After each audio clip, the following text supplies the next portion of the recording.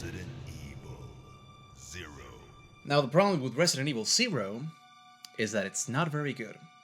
Resident Evil 0 is a prequel to the entire franchise. This means nobody's yet aware of the T-Virus or Umbrella's experiments with it, and the player character perfectly reflects it. You play as Rebecca, a Rookie Stars member of the Bravo team. This is a really smart choice for newcomers and veterans alike. If you have played Resident Evil 1, you will know the entire Bravo team is dead, making you question if your playable character will even see it through the end.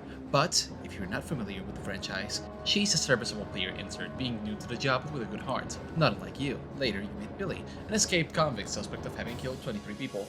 Normally Becca would arrest him, but the dire circumstances force her to a reluctant team up. Well, I don't... Clue in, girl. Or maybe you like being worm bait. All right. But you just remember, I will shoot you if you try anything funny. During the course of the game, they will grow closer together, and by the end, it's believable enough they care for each other, not unlike Leon and Claire, or Claire and... never mind him. They're not the deepest characters. This section also introduces the game's main villain, this young man with long hair and fondness for leeches. Wesker is also here, keeping continuity with Resident Evil 1, as always conspiring with Umbrella. There's no AB scenarios here. Instead, this game introduces its main gimmick, that of two playable characters. Unlike RE1, 2, and Veronica, you will be controlling them at the same time, effectively doubling the amount of items you can carry, and making it possible to explore two opposite points of the map at the same time. Or, you could keep them both together for extra damage, although it does come with the risk of doubling your damage intake. This has a lot of potential, because instead of replaying the entire game with two characters, you can now do it all at once, which seems like a natural culmination of the formula. Resident Evil 2 had Leon and Claire helping each other out now and then, Veronica had Steve. And now, instead of being restricted to scripted events, you get to have this teamwork through your whole playthrough, and during this train section, it is put to good use. There are multiple instances in which Billy and Becca will be separated, or will need to cooperate remotely to find their way to each other. The small lift is a really effective way of showing how even if the characters are apart, they can still help each other out. During this train section, you will also be introduced to boss fights, different enemies, keys, and the saving system, a really elegant way of showing the basics. But if you're someone familiar with the series, you might notice something's lacking. This game has no item box. A staple of the classic games, this is a weird exclusion, but it's more than made up by the extra item space. Besides, you don't carry many items, so dropping them all in one save room for storage serves a similar purpose. Now, this train section has a few problems, one of the biggest being the enemies. It is incredibly difficult to dodge them, meaning you will probably resort to killing them all. This per se is not really a problem at the beginning of the game, since combat is a really big part of it. However, Resident Evil is not a shooter, it's a survival horror. You have limited resources, meaning every shot you take is a conscious decision, because you don't know when you'll get more ammo, meaning most of the time it's better to try evading enemies if you can instead of engaging them, something that is not really possible here. The train is very small and the paths are cramped and they have multiple enemies, and even if you successfully run away from them, your partner may get caught, and if he kicks the bucket, game's over. This presents a problem. Now, every time you see an enemy, the objectively best way of dealing with them is killing them. This doesn't teach the player to be mindful of their ammo, it teaches them to shoot any enemy at sight. To be fair, shotgun ammo is harder to come by, meaning you're not likely to try and use it on normal enemies, so by the time of the Scorpion fight, you may have an easier time fighting him, which does teach the player to save powerful weapons for powerful enemies. The climax of this opening section has Billy and Becca stopping the train, having to use the controls from opposite sides of it, which is effectively tense. Usually countdowns are saved for the endings. After derailing the train and surviving the crash, they both arrive at this strange underground train station connected to some sewers, maybe a subway system? But no, instead this is a secret entrance to Umbrella's secret training facility. Any items you may have left on the train are conveniently nearby, just get rid of the zombies first. And after a very brief sewer section, you enter the main halls of the Umbrella Executive Training Facility, and it's all downhill from here. So the training facility is a fine enough place design-wise, the puzzles are fine, the setting is fine, the layout is fine. The problem here, and this is a big problem that will be present during the entire playthrough, is how slow everything is. And that is all due to two main things, the two playable characters, and what I consider to be this game's biggest sin, the lack of storage boxes. In earlier games, every save room had a storage box. This made it easy to get your ink ribbons, restock on ammo, and healing items, and generally, these save rooms were a brief moment to catch a breath. Now typewriters are just someplace, and storage boxes don't exist. Instead of having a convenient place to let go of unnecessary items and restock, you just throw everything on the floor. And hey, maybe they wanted to have a more realistic approach. Having these boxes acting like ender chests, and all of them having all of your items, is not the most realistic and immersive, But the harder difficulty modes in the older games already made it so every box was independent, but no. Instead, here you have to walk into every individual item, pick it up, rinse, and repeat. This is item management in Resident Evil.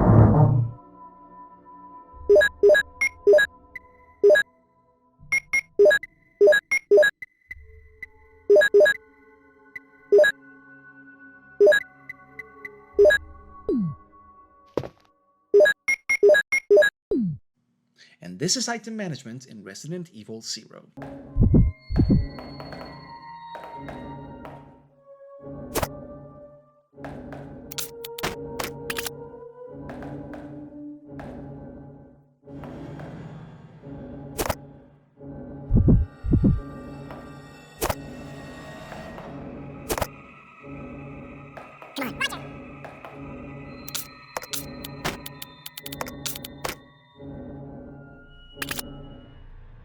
Not a very flattering comparison, right? But that's not the only problem that causes. In the earlier games, there were certain key items you discovered and had to carry for a small section of the game, maybe 2 pieces of a key or a gemstone that you didn't know what to do with. With the presence of the item box, you could easily have your handgun, ammo, key, healing item, and a puzzle item, while still having another free slot just in case. And sometimes you would even get an expansion to your inventory size. This makes it so it's not too much to ask to carry certain important items with you, and having those in your inventory makes it more likely you'll be on the lookout for where to use them. And even if the item was not immediately useful, you could save it on the storage box and go on your merry way. Sometimes there'd be one-use items that you won't need to take out of the storage box ever again, but since it had effectively infinite storage and you didn't know what items you'd need next, having them just in case was reassuring. And if you needed them but didn't have them with you, a trip to an item box was not a big deal. Now in Resident Evil 0, you're likely to designate some room as a makeshift storage place, just by dropping all your items to the floor. Thing is, you will not be in the same general area forever, and that can come to bite you in the ass. Like here. When I got to the church, I defeated the giant bad boss and saved my game. Then, there was this big hole in the ceiling, which means I need the hookshot to get there. And where's the hookshot? In a conveniently placed storage box nearby? No! It's in the hall! So I have to make my way all the way back to the hall, pick up the hookshot, which takes 2 spaces in my inventory, take any other item I might need at some point, and return all the way back to the church. And this is not an isolated incident. Every single time you get to a new save room, you're gonna do that. And this is the optimal strategy. Because if you save the game, you're probably gonna want to have your weapons and items nearby. I don't want to go to the opposite side of the map just to get a Molotov so I can light the leechman on fire. This means that every time you get to a new area, you can't just get to exploring. No. You need to make this maneuver of leaving your items, returning to the previous save room, pick up all your items individually, leaving them on the new save room, rearranging your inventory, save, leave your ink ribbons because you can't afford to waste an inventory slot, and then, only then, can you start exploring the new area. Making progress in this game is such a slog, and this also means that if you die, you're not only redoing everything you did since your last save point, but you have to deal with the item management again, and this is without even talking about the 2-character mechanic. So this game's main gimmick is the 2 playable characters. Every single Resident Evil before had multiple playable characters, but they were only playable in scripted sequences, where the different characters had each their own playthrough through the same map with rearranged puzzles. In here you can control Becca and Billy together. By using the right analog stick, you can move whichever character you're not controlling at the time. You can swap between them with the press of a button, and with select you can order them to stay back or follow you. Now, I have no problem with this control scheme, but this whole tag team situation is underbaked at best and annoyingly intrusive at worst. I mentioned earlier how you can explore 2 opposite sides of the map at once, which should cut down on travel time. And thing is, you can use them to explore 2 opposite sides of the map at the same time, but it just means anytime you get to a puzzle, you'll probably have to call the other character to your location anyway. So what's the point? Because sometimes you'll find you're required to do something your current character can't, and the other character is 3 miles away. There are some differences between Rebecca and Billy. He can move heavier objects and take more damage, because he's a man. Becca can mix herbs, she's weaker and can't move heavy objects. She also takes more damage with a chin. You know, because she's a woman. Jokes aside, these aren't unique abilities. Every single playable character before them could do all of that. So it's not like your abilities are expanded by having 2 characters. They just decided neither character can perform all the basic actions every playable character before them could. which means the two playable characters end up leaving you with less options. Another thing they have unique to each other is their personal items. Becca has a chemical mixing set and Billy has a lighter. They are both used a total of 2 times in this 10-hour game. Both Resident Evil 1 and 2 had personal items for their characters. Jill had the lockpick, which was useful for simple locks through the entire game. Leon also had a lighter, and it was used 4 times on a 4-hour game. These items are enough to make it feel like the characters have different options when coupled with the fact that their playthroughs are already different. But in this case, these items don't change the course of your progress because there's only one way to progress, and the stat differences just make Becca worse. So Becca and Billy can both use the same weapons and keys and overall work the same, except for the fact Billy can take much more damage, which means exploring as him is the objectively best way of covering new ground. If you go with Becca, it is way more likely you'll need a healing item if you even look at an enemy. Billy can tank a few hits before he starts limping, and if you bring Becca with you while exploring as Billy, you are just going to risk her getting hurt or killed, meaning most of the time your best course of action is go as Billy, make sure the coast is clear, and maybe call Becca for her additional item space or because there's a 2-character puzzle. And speaking of those, the 2-character puzzles are a complete joke. They boil down to a character activating a mechanism for the other one to use, because this game doesn't have a lot of puzzles. Instead, it's way more focused on combat. Now, all the Resident Evil games had combat in them. The thing is, these encounters were not really about the immediate gameplay, more so a result of how well you manage your resources prior to them. There's not a lot of skill involved in the combat, mostly choosing the correct weapon and waiting for the right time to shoot. And it is the same here, but there's so much more combat here. The enemies in the earlier games were an obstacle that you needed to consider how to deal with individually. Each zombie and monster was a decision. Should I kill him and use my precious ammo? Or should I try run past but risk getting hurt? And that is why there weren't as many enemies in each room. So when you got to a place when you actually needed to take an enemy down, having the firepower to do so was a reward for not wasting it on the weaker enemies. Now, every single time you see an enemy, bar none, the best thing to do is to shoot them with your handgun till they drop dead. And trust me, you will have bullets to spare, and this is the winning strategy for most of the game, except when you find stronger enemies, in which case the best strategy is to run back to your more powerful weapon and then shoot them to open the path. And speaking of which, let's talk about the enemies in this game. There aren't a lot of new enemies here. We have the returning zombies, spiders, dogs, crows, and hunters. And newcomers we have the eliminators, the plague crawlers, the leeches, and the humanoid leeches, also known as the most annoying motherfuckers in existence. Now, for the returning enemies, you know the drill. Handgun for zombie, be quick with the dogs, shotgun the spiders before they poison you, acid grenades for the hunters, just run from the crows. Now, the eliminators are pretty much stronger and faster servers dogs. Very annoying but somewhat manageable. Plague crawlers are like slower dogs that are fun to shoot mid-air. You can stomp on the leeches no problem, but the humanoid leeches are too special for guns. No, instead you kill them with fire, but not with the fire grenades. Instead, you have to make Molotov cocktails and burn them 2 or 3 times till they drop dead. This in and of itself is not really an issue. Monsters being weak to certain weapons has happened before, and super strong hard to defeat enemies were also a thing. Think the Nemesis or the Crimson Heads. However, it was possible to dodge their attacks, Resident Evil 3 having a dodge mechanic, and Remake having wider spaces to maneuver around them. Even then, you can't prevent having to even encounter the Crimson Heads by either burning the dead zombies or knowing you didn't have to return to the place where you killed the zombie. In here, it's very unlikely you'll run past the humanoid leeches, or even get far enough because of their insane reach. Guns are also incredibly ineffective unless you use a shotgun, but it'll take a while for them to die.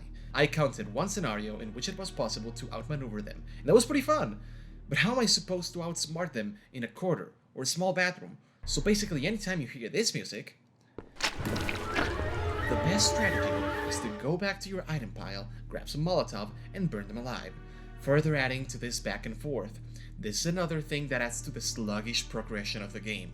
Anytime you take a step forward, you also take a step back. Let's wrap this up. The ending portion of the game has a section in which Becca and Billy are separated, and this is a great opportunity to make the tag team mechanic shine, making you feel weaker while both characters struggle to make their way to each other. Oh wait, that's not what happens! Instead, Billy just bails for an hour, and you only play as Becca. Instead of feeling weaker, I feel safer than ever! I don't need to worry about what to do with my other character. I have a very manageable item space. The path is fairly straightforward, and overall everything is way easier. You heard it right. The ending section of this game forgoes its main gimmick, and the experience actually improves. Because when you get Billy back, you also get to do these awkward traversal maneuvers all over again. So you finally reach the final boss, and this time I was thinking, you know what? I have a solid amount of healing items and ammo, and my 2 characters have heavy weaponry. I'm pretty sure I can defeat him without saving, so I entered the room and died immediately. Now, admittedly, it was kind of my fault, because I basically stood there and shot him. Thing is, every single other boss fight in this game, with the exception of the Tyrant, taught me that the best way to deal with them is to stand still and shotgun grenade to the face. And speaking of which, why is the Tyrant here? Oh wait, it's a prototype of the Tyrant you find in Resident Evil 1. Never mind the fact that they look the same, except this one is a complete pushover who stays dead after a few revolver shots. Need I remind you of what it took to kill him in Resident Evil 1? Hell, need I remind you of the Nemesis? But you know what?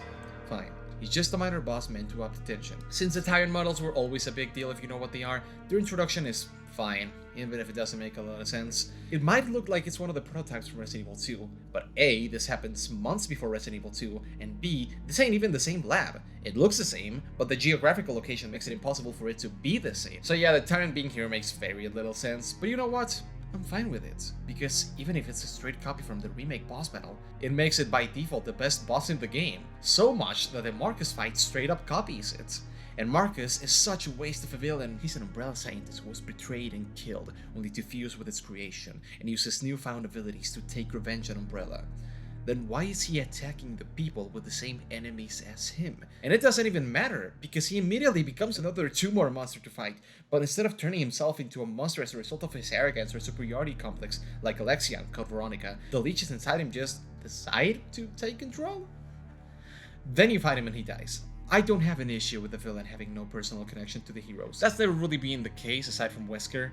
Resident Evil characters tend to be people who found themselves caught in a bad situation they need to escape from. So again, that's not the problem. The problem is that Dr. Marcus here is the catalyst of the entire franchise. He created the T-Virus, he is responsible for the events of every single Resident Evil game and the destruction of Raccoon City, and he is presented as an edgy anime boy and a borderline parody of an old man before he becomes a tumor and you kill him.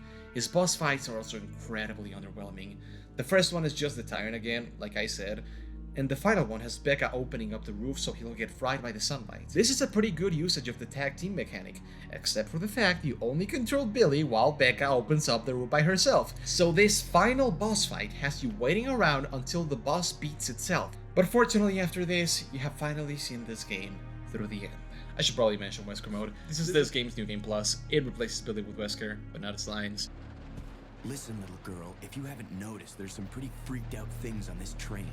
And he has special abilities, Shadow Dashing that's there. This means he can run past zombies and one-shot them with his charge moves. Becca also gets a slick new design. It's neat playing as a main asshole of the franchise for a change.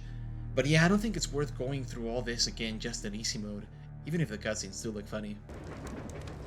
If you find anything, give me a call, alright?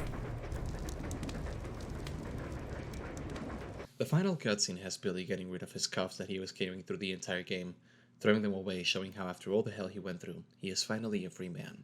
Becca salutes him and declares him legally dead, meaning law enforcement won't pursue him anymore. She then takes his dog tag, both as a proof of his passing and as a reminder of the partnership they once had. After this, they go on their separate way, never to see each other again. Rebecca Chambers will go to be the only surviving member of the Bravo team, and part of the 4 surviving stars, blissfully unaware of how the worst is yet to come. I've been pretty negative with this game, and I might sound mad at it. Through this, I was for a brief period of time while playing it. I didn't have a miserable time with it, more so an awkward, inconsistent, and somewhat frustrating time. And I maintain what I said about it not being very good. But at the end of the day, I still love the original trilogy and remake.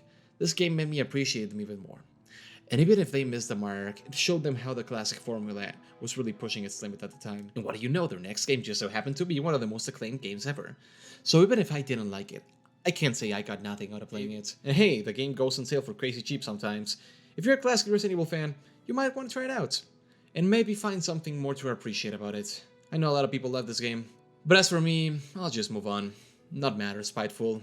Because after all, this is not an insult to me personally, or a sin. It is just a bad game. Thank you so much for watching.